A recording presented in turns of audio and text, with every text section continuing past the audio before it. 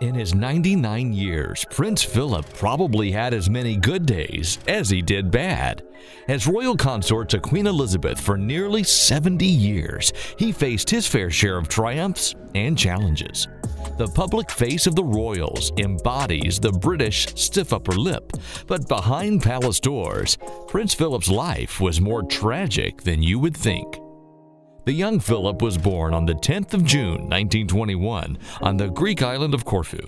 His mother, Princess Alice of Battenberg, gave birth on the dining room table of the family villa. Through his father, Prince Andrew, Philip was in line to the thrones of both Greece and Denmark. Tensions between the royal family and the people of Greece were high, and Philip's paternal uncle, King Constantine I of Greece, was forced to abdicate in 1922, sending Philip's family into a tailspin. The family fled Greece, with the infant Philip being carried to France by his parents in a fruit box. Philip's father, Andrew, was blamed by some for his role in his brother's abdication, and had even been put on trial for his role in an ill-fated battle before he was forced to flee Greece. By the time Philip was 8, his parents' marriage was effectively over, and Andrew had fled the family home in France, leaving his wife, 4 daughters, and his only son to fend for themselves. It was around this time that Princess Alice developed severe mental health issues. She was diagnosed with schizophrenia and committed to an insane asylum in Switzerland. When this happened, Philip was at boarding school in Berkshire in the UK, and it would be many years before he saw his mother again. By the time Alice was released from the asylum 2.5 years later, her family had all but moved on. Her daughters were married, her son was having the time of his life at boarding school, and her husband had moved in with his mistress. In 1949, Alice founded an order of Orthodox nuns in Greece and lived a life of religious devotion until fighting in Greece forced her to flee the country once again in 1967. The ailing Alice moved into Buckingham Palace with Prince Philip and the Queen, where she died in 1969. While living in the UK, Philip was placed in the care of his maternal grandmother, Victoria Mountbatten. In the span of 3 years between 1930 and 1932, the young Philip witnessed all of his sisters move to Germany, his mother having her mental break and his father run off to Monte Carlo with his lover. Later, Philip would recall, "The family broke up, my mother was ill, my sisters were married, and my father was in the south of France. I just had to get on with it. You do. One does." There was enough sadness in these events to last Philip a lifetime, but it would take a while before things got any better for the young prince. The shocking truth behind the marriage of Philip's sisters is that the 4 who married and moved away in the early 1930s had all married high-ranking National Socialists in Germany. While being privately educated in Germany, Philip witnessed rising German nationalism, and although his family traced their roots back to Germany, he resisted being swept away with the tide. Philip reportedly found the National Socialists ridiculous, saying to a friend that their famous salute reminded him of when students have to put up their hand to ask to go to the toilet during class. Although relations between Philip and his sisters soured as he grew uncomfortable with their political beliefs, the death of sister Cecile tore the young prince apart in 1937. The pregnant Cecile was traveling on a small plane with her husband and all but one of her children when bad weather forced the pilot to make an emergency landing in Ostend, Belgium. Unfortunately, the pilot did not notice a factory chimney in the fog and flew the plane into it, killing all on board. At the age of 16, Philip walked at the head of his sister's funeral party in Germany. People watching from windows saluted in the way that Philip had previously made fun of. But the grieving teen would have been unable to see the humor in things this time.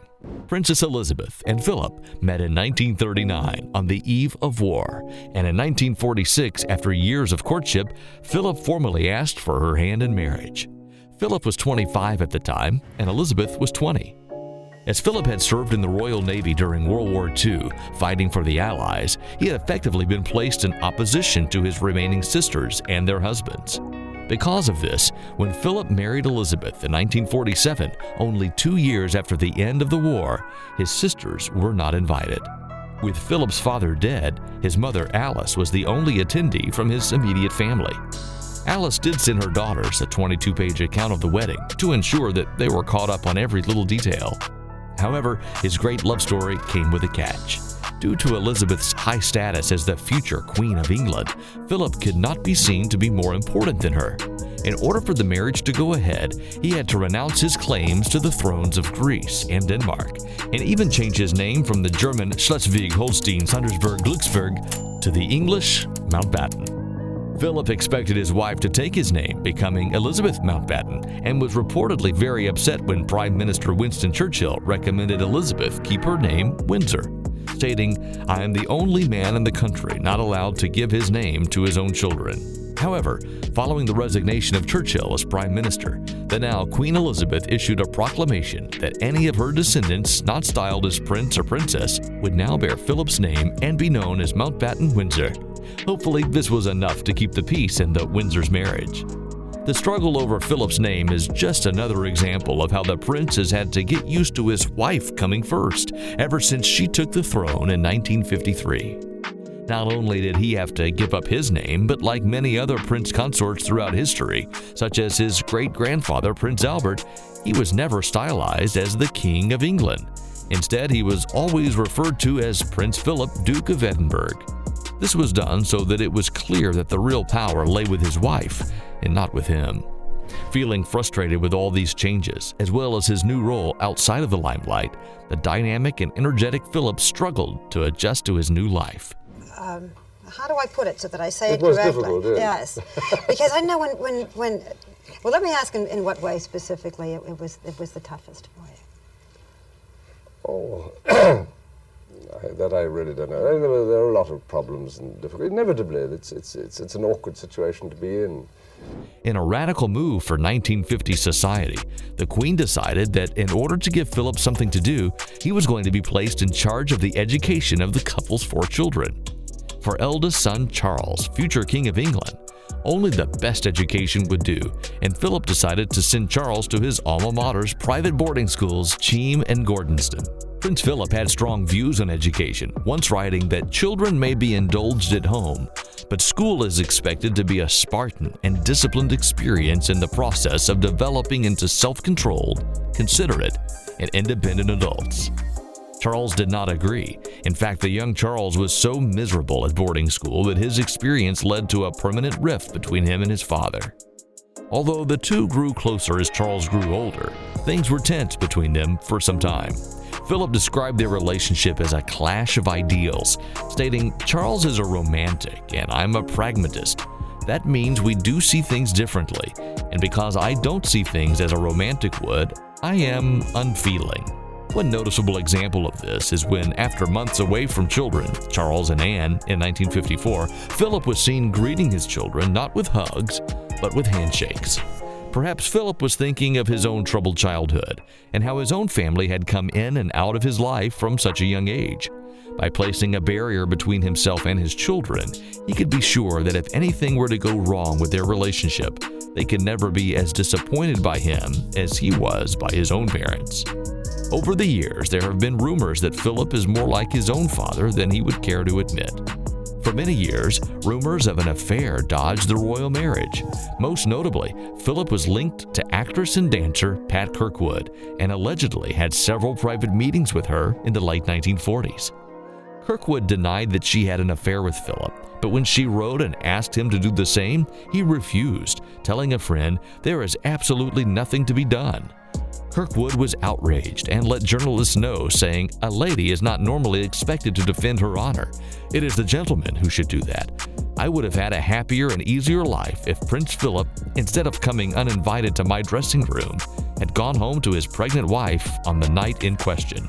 Years later, Philip had a very forthright response when asked about any possible affairs.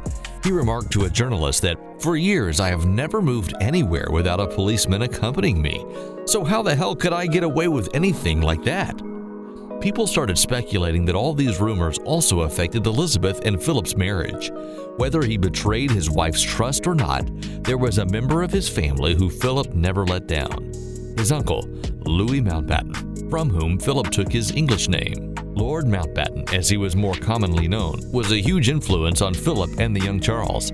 In fact, it was Lord Mountbatten who had arranged for the young Elizabeth Windsor to take a tour of the Naval College where Philip studied, ensuring the two young royals would meet for the first time. Lord Mountbatten, affectionately known as Dickie, was at times a positive and negative influence on the royal family.